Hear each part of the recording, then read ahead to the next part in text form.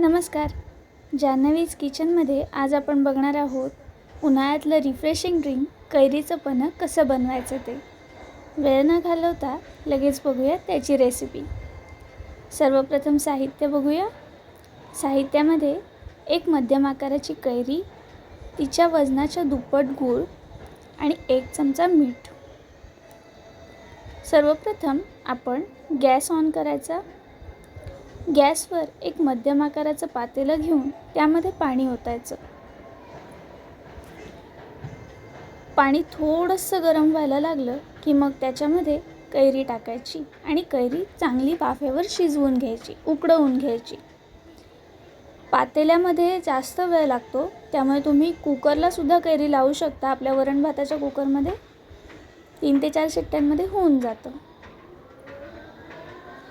कैरी चांगली उकडवायची, म्हणजे तिचा रंग बदलेपर्यंत आणि ती हाताला मऊ लागेपर्यंत उकडवायची, तर तिचा गर चांगला निघतो. मध्ये मध्ये तुम्ही चेक करून बघू शकता. एखाद्या टोकदार वस्तूने, सुरीने किंवा फोर्कने तुम्ही बघायचं की कैरी मऊ झाली आहे की नाही.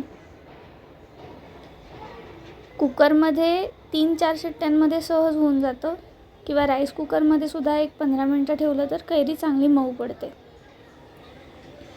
कैरी आंबट असते. तांब्याचं किंवा दुसरं कोणतंही भांडं वापरायचं नाही, ॲल्युमिनियम आणि स्टीलचंच वापरायचं.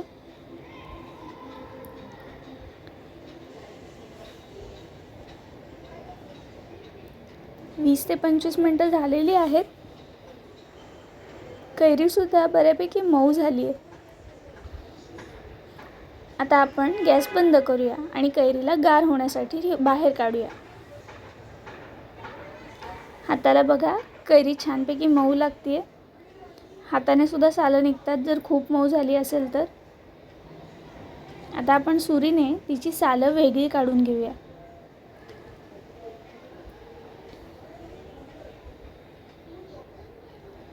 कैरीचं पन्हं हे गुणाने खूप थंड असतं, त्यामुळे उन्हाळ्यामध्ये जेव्हा कैरीचा सीझन असतो त्यावेळेला तुम्ही हे नक्की घरी करून बघा. पित्तशामकसुद्धा असतं. आता दुसऱ्या एका बाउलमध्ये आपण हा गर सगळा काढून घ्यायचा. कैरी किती आंबट आहे हे साधारण तुम्हाला वासावरनं लक्षात येतं. तेवढाच गूळ टाकायचा, अगदी दुप्पट की दुप्पटही नाही टाकायचा. कमीसुद्धा लागतो काही काही कैऱ्यांना, तोतापुरी कैऱ्यांना स्पेशली. पायरी आणि हापूसच्या कैरीला जास्त लागतो गूळ. आणि तुम्हाला गुळाचा रंग आवडत नसेल तर तुम्ही त्यामध्ये निम्मा गूळ निम्मी साखर असं सुद्धा प्रमाण ठेवू शकता, म्हणजे कैरीचा छान हिरवा रंग त्याला येतो.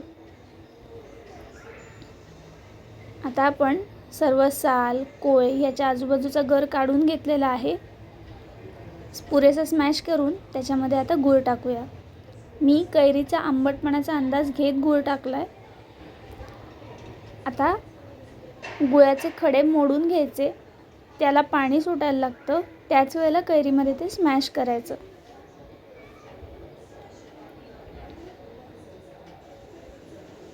हाताने स्मॅश करा आणि मग मीठ टाका. मीठ 1 चमचाभर लागतंच. एका कैरीचं पन्हं साधारण एका वेळेला 4 माणसांना पुरतं, म्हणजे 4 ग्लास होतात. वेलची पूड टाकू शकता तुम्ही. वेलची पूडने खूप छान स्वाद येतो कैरीच्या पन्ह्याला.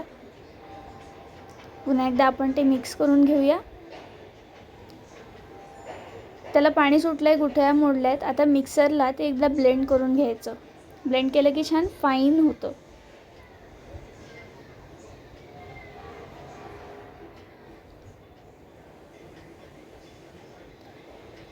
आता बघा, तुम्ही ब्लेंड केलेलं आहे.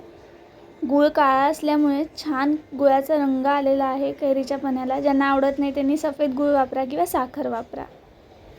पन्हं करून जेव्हा पिणार आहात ना, तेव्हा 2 चमचे आत्ताचं एक्स्ट्रॅक्ट, त्यामध्ये थंडगार आईस क्यूब्स आणि थंड माठातलं पाणी टाका. तुम्ही वरून वेलची पूड किंवा पुदिन्याचं पान वगैरे सुद्धा टाकू शकता. कशी वाटली आजची रेसिपी?